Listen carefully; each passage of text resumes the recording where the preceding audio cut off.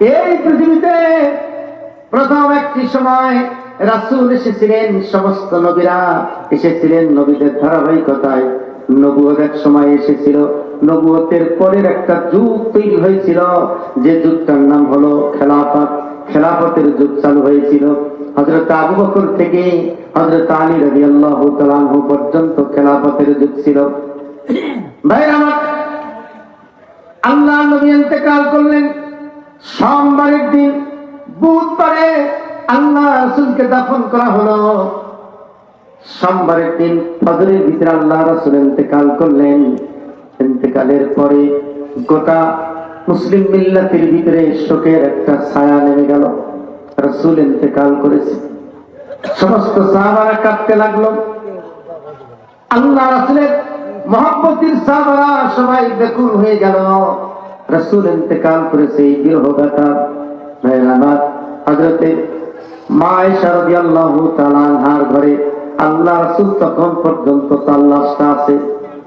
সোমবারের দিন এমন অবস্থা হলো, হযরত উমর রাদিয়াল্লাহু তাআলা আনহু তিনি ঘোষণা করলেন, আল্লাহ রাসূল মারা গেছে। এই কথা যদি কেউ বলে, নাঙ্গা তরবারি বের করেছে, তার কল্লাটা কেটে ফেলবে, তার ঘাট থেকে গর্দানটা নামায় দেবে। এই ঘোষণা তিনি দিলেন। তার চোখগুলি লাল হয়ে গেছে, জ্ঞান শূন্য অবস্থার মতো হয়ে গেছে। হযরত আলী রাদিয়াল্লাহু তাআলা আনহু জোহরের নামাজের পরে হযরত আবু বকরকে বললেন, আবু বকর তাড়াতাড়ি আসেন, হয়তোবা কোনো দুর্ঘটনা ঘটে যাবে। যে কি হলো, যে হযরত আবু বকর হযরত উমর নাঙ্গা তরবারি বের করেছে। যারাই বলবে যে আল্লাহ রাসূল ইন্তেকাল করেছে, তাকেই সে হত্যা করবে, এই ঘোষণা দিচ্ছে। হযরত আবু বকর তাড়াতাড়ি আসলেন। হযরত উমরের নাঙ্গা তরবারি হাতে, চোখ দুটি লাল হয়ে গেছে। হযরত উমর বারবার বিড়বিড় করে বলছেন, আল্লাহ রাসূল ইন্তেকাল করেছে, এই কথা যদি কেউ বলে তার কাল্লাটাই কেটে ফেলবো।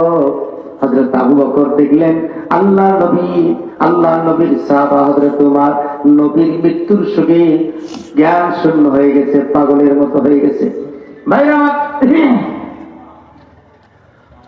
হযরত আবু বকর রাদিয়াল্লাহু তাআলা আনহু তিনি আর তাকে আল্লাহ রাসূলের মৃত্যুর কথা বললেন না, একটা আয়াত তেলাওয়াত করলেন, ওয়ামা মুহাম্মাদুন ইল্লা রাসূলুন ক্বাদ খালাত মিন ক্বাবলিহির রাসূল আফা ইম্মাতা আও কুতিলা ক্বালাবতুম আলা আকাবিকুম ফালাই ইয়াদুল্লাহা শাইআ। আল্লাহ রাসূলের সাহাবী হযরত আবু বকর এই আয়াত তেলাওয়াত করলেন।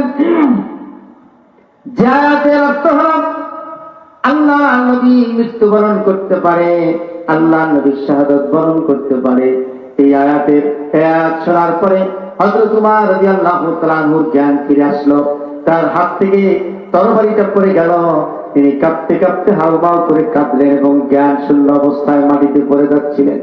হযরত আবু বকর হযরত উমরকে ধরে ফেললেন, মাথায় পানি দিলেন এবং হযরত উমর রাদিয়াল্লাহু তাআলা আনহুকে সুস্থ করে তুললেন।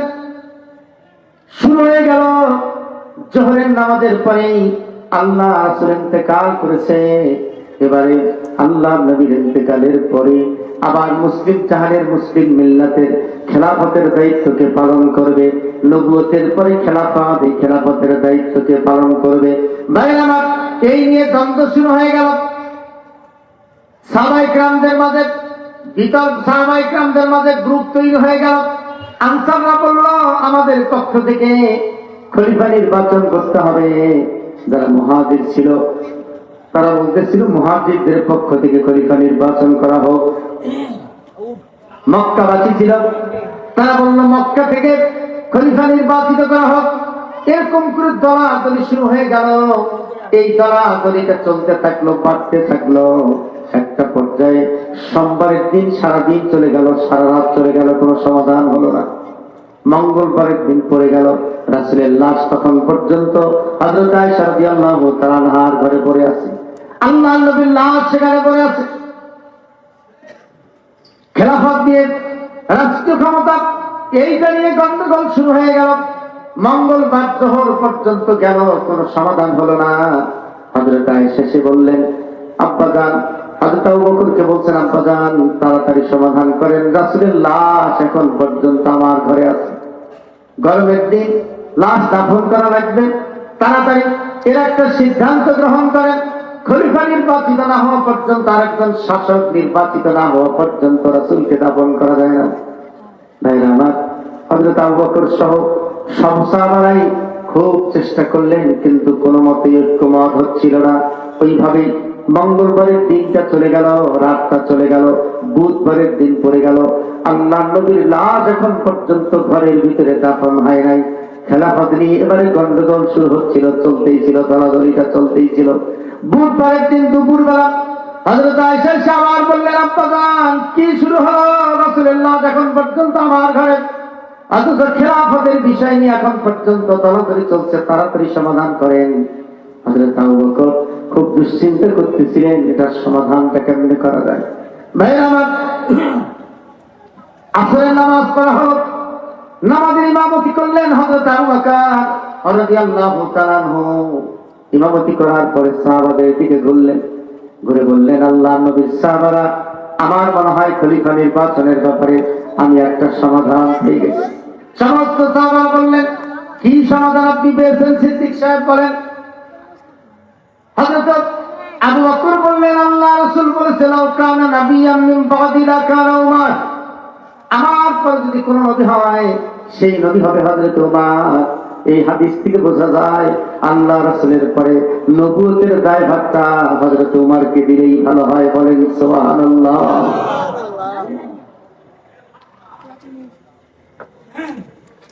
সব সাহাবারা নীরব হয়ে গেল। হযরত উমর রাদিয়াল্লাহু তাআলা আনহু দাঁড়ায় গেলেন। তিনি এবার বললেন, আল্লাহ নবীর সাহাবারা, আমার মনে হয় আমি একটা সমাধান পেয়ে গেছি। সাহাবারা এবারও বললেন, আপনি কি সমাধান পেয়েছেন বলেন, আপনি কি সমাধান পেলেন? ভালো করে শুনে নেন ভাইজান। হযরত উমর বললেন, আল্লাহ নবী 10 জন সাহাবা জান্নাতের সার্টিফিকেট অর্জন করেছেন। এই তালিকায় 10 জন সাহাবার নাম দিয়েছেন, যাদেরকে আশারায়ে মুবাশশারা বলা হয়। আমরা এখনো কেউ জানি না এই 10 জন সাহাবা কে কে। এই 10 জন সাহাবার তালিকাটা একজন সাহাবার কাছে আল্লাহ রাসূল দিয়ে গেছেন। কার কার নাম আছে এখন পর্যন্ত আমরা কিন্তু কেউ জানি না। সাহাবারা বললেন যে যত উপযুক্ত কথা বলেছেন।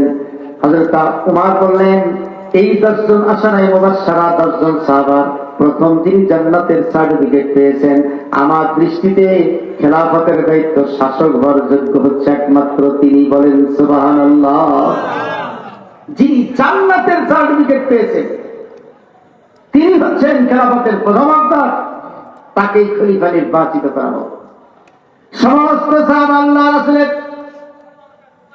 আসহাবিউ কাল নুজুম, আসহাবিউ কাল উদুল, এই ন্যায়পরায়ণ সমস্ত সাহাবারা, যাদের উপরে আল্লাহ সন্তুষ্ট, যাদের সমালোচনা করা জায়েজ নাই, সেই সমস্ত সাহাবারা হযরত আবু বকরের কথায় নয়, উমরের কথায় একমত হয়ে গেলেন। বলেন সুবহানাল্লাহ।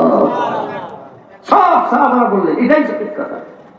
10 জন সাহাবা যিনি জান্নাতের সার্টিফিকেট প্রাপ্ত 1 নাম্বার, তিনি খলিফা হওয়ার প্রথম যোগ্যতা অর্জন করলেন। ভাইরা আমার, হযরত আবু মুসা আশআরী রাদিয়াল্লাহু তাআলা আনহু, তার কাছে এই লিস্টটা ছিল। 10 জন সাহাবা যারা জান্নাতের সার্টিফিকেট পেয়েছেন তাদের লিস্টটা ছিল আবু মুসা আশআরীর কাছে। তিনি এবার দাঁড়ালেন, বললেন, আল্লাহ নবীর সাহাবারা, 10 জন সাহাবীর যে লিস্ট আল্লাহ রাসূল আমাকে দিয়ে গেছেন, এইটা আজ পর্যন্ত আমি প্রকাশ করি নাই, কিন্তু আজকে বাধ্য হয়ে আমাকে প্রকাশ করতে হচ্ছে। এই 10 জন সাহাবীর প্রথম হচ্ছে আবু বকর ফিল জান্নাহ। 1 নম্বর নামটা আছে হযরত আবু বকরের। বলেন সুবহানাল্লাহ। 1 নম্বর নাম কার? আর জোরে বলেন। আবু বকরের নাম আছে।